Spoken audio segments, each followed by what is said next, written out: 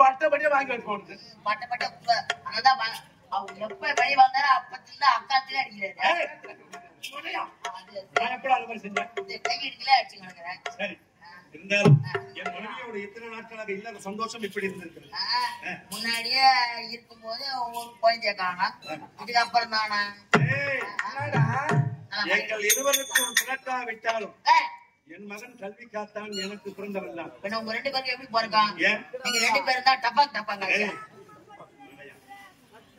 குணவதி, நீ சென்ற அரண்மனையை ஓய்வு எடுத்துக்கொள். இவனை பார்த்த பிறகு வந்து உன்னை சந்திக்க 600 குடும்பங்களை சந்திக்க வேண்டும். அவர்களுக்குள்ள குறையை நான் போக்க வேண்டும். இல்லத்தில் ஓய்வு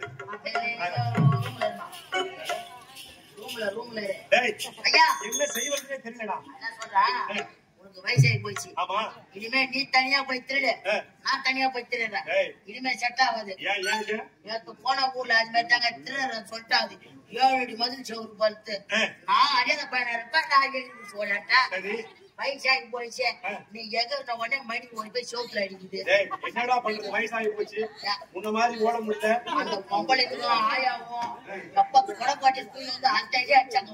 உன்னாலதான்டா. என்னாலதான் தோல் கொடுப்பான் தோல் சொல்லுவாங்கல்ல. கூட ஒரு கை பிடிச்சிருந்தா அந்த வேலை வந்து சோத்து அப்படியே தாண்டி இருக்குல்ல. முன்னாடி சொன்ன செய்றேன். ஆனா சொல்றேன் ஐயா உங்களுக்கு வயசாகி போச்சு. அதனால இனிமே அது உங்களுக்கு செட் ஆகுது. அதனால பையனுக்கு நான் லிட்டர் போட்டேன். லிட்டர் இல்ல மரகா போடு. லிட்டர் போட்டேன். எதுக்காக போட்டுருக்க? ஐயா இனிமே உங்களால அதை திருப்பி செய்ய முடியாது. பையன் வந்தாலும் அவன் செய்வாங்க.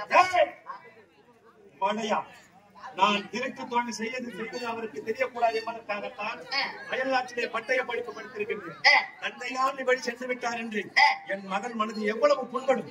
நாளை ஒரு நாள் அப்பேற்பட்ட நிகழ்வு அவனுக்கு ஏற்பட்டால் அதை விட நான் இருந்த வேற ஒரு வழியும் கிடையாது. ஏற்கனவே ஒரு ஆளை ஒண்ணு செத்து போச்சு. பசியின் பொறுமையால வறுமையின் பொறுமையால நம்ம போய் பல காலம் ஆகி போச்சு. திருட்டு தொழிலுக்கு ஒவ்வொரு குடும்பமாக செத்து கொண்டு வருகிறார்கள். அந்த குடும்பத்தை யார் பாதுகாப்பு பண்றது? சரி, அயல்நாடு சென்று பட்டய படிப்பினை முடித்துக் கொண்டிருக்கும் என்னுடைய மகனுக்கு உடனடியாக லிகிதம் எழுது. தாய் நாடு திரும்ப வருங்க.